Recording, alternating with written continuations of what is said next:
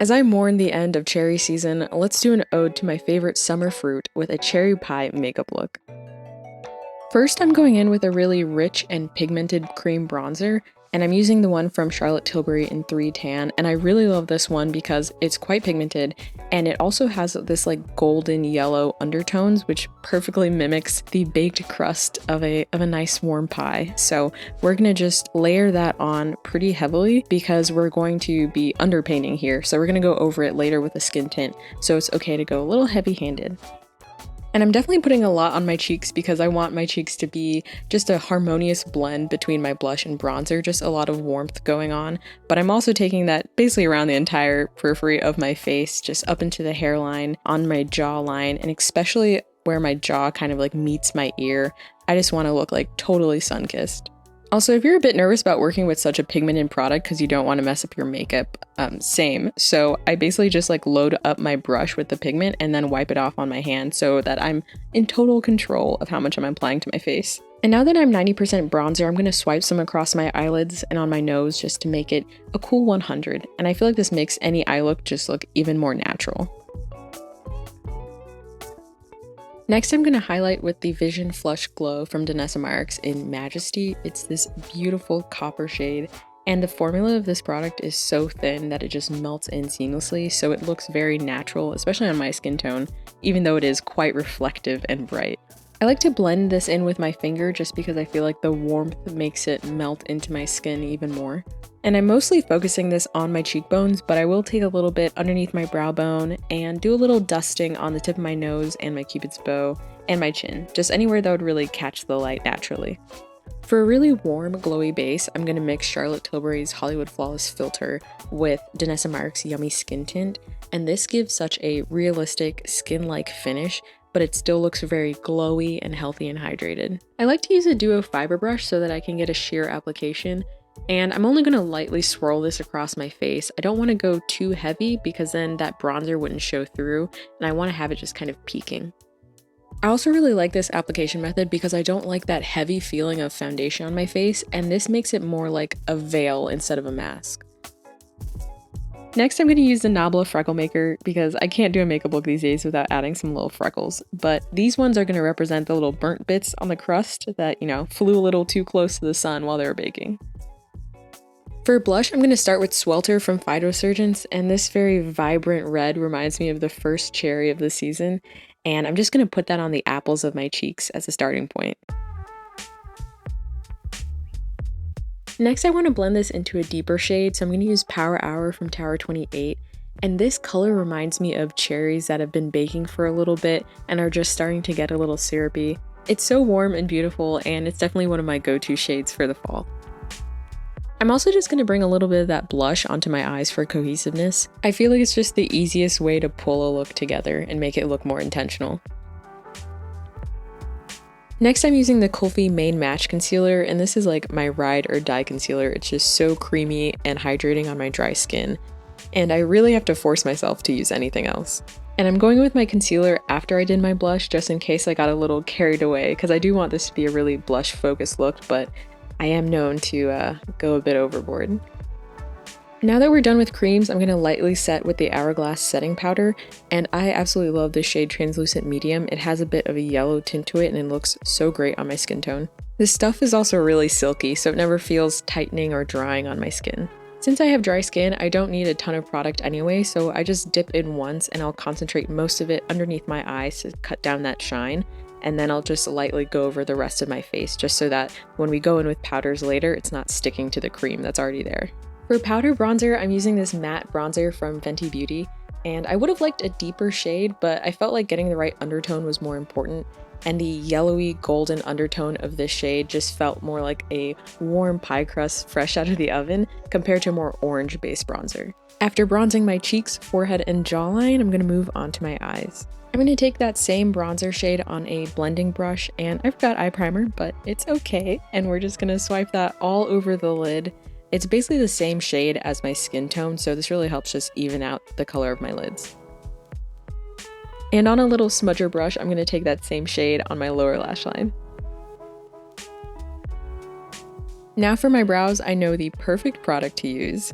It's this NYX brow glue in medium brown, and it's supposed to have a bit of a reddish brown hue, but on my black brows, it really doesn't do anything noticeable, but I keep it around more for the vibes.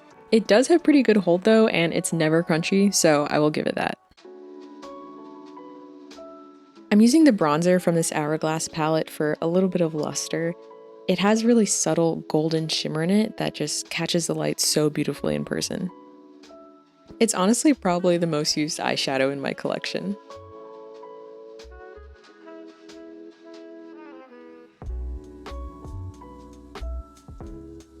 This Stila liner is my holy grail liquid eyeliner, and it's also perfect for this look. This dark brown shade, I love that it actually reads as like a warm brown and not a black. And I love how thin the felt tip of this liner is, especially for my hooded eyes.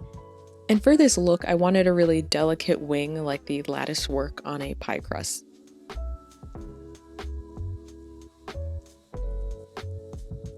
I want to add a little more depth to this eye look, so I'm using this Nabla Stilo stick in dark brown, and I'm just going to smudge that on the outer part of my lower eye. And I feel like this is the easiest way to take any look and make it just a little bit more sultry.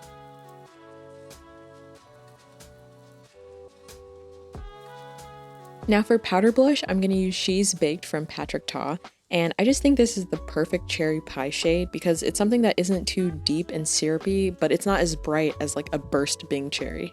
I'm also constantly shocked by how pigmented his blushes are, so I like to use a big fluffy brush to get a more diffuse look.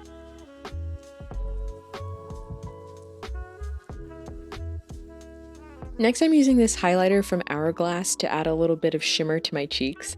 I want it to look like the raw sugar crystals that sparkle on a pie crust. I'm just going to lightly sweep that across the top of my cheekbones. I really don't want too much pigment here, and I'll do a little bit underneath my brow bone and on the tip of my nose. I'm also going to use this shade on my inner corner to tie everything together. I really like this placement of sweeping up my inner corner highlight because I feel like it opens up my eyes a bit more.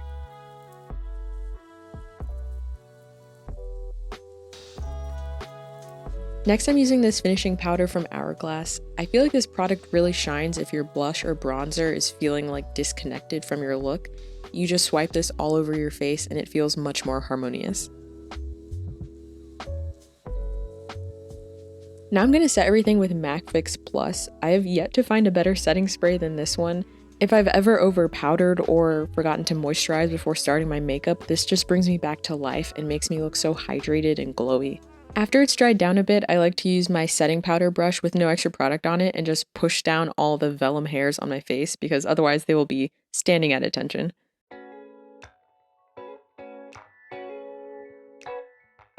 For this warm cherry pie look, I've got to go with a nice brown mascara from Tower 28. I love how lightweight this formula is and that it doesn't weigh down my lashes. I naturally have very straight lashes and like me, they can't withstand any amount of pressure, but this mascara holds a curl all day. For my lips, I'm going to line with Cork by MAC. It's a medium brown with a golden undertone, so it's perfect for this look. Because what I'm trying to do is just emulate a slice of cherry pie and how that golden brown crust fades into that cherry filling.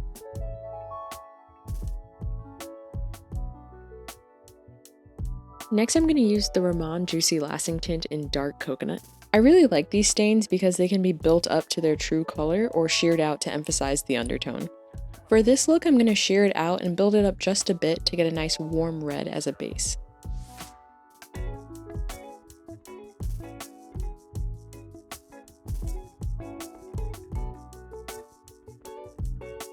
Now I'm going to take the Etude Fixing Tint in Soft Walnut.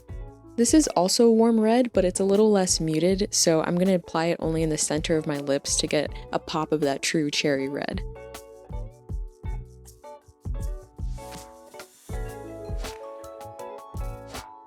And now, I don't know if that was too much pop, so I'm going to go on top with the Summer Fridays Lip Balm in Vanilla Beige.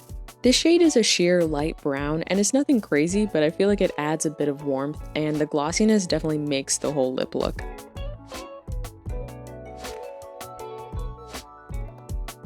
Now, I think the only thing that this look is missing is just a little bit more blush.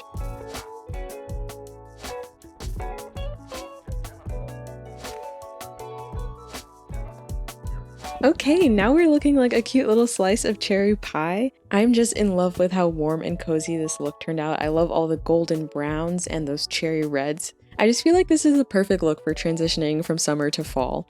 And I hope you enjoyed watching this makeup look and hanging out with me. Let me know what dessert I should take inspo from next, and I will see you in my next video. Bye!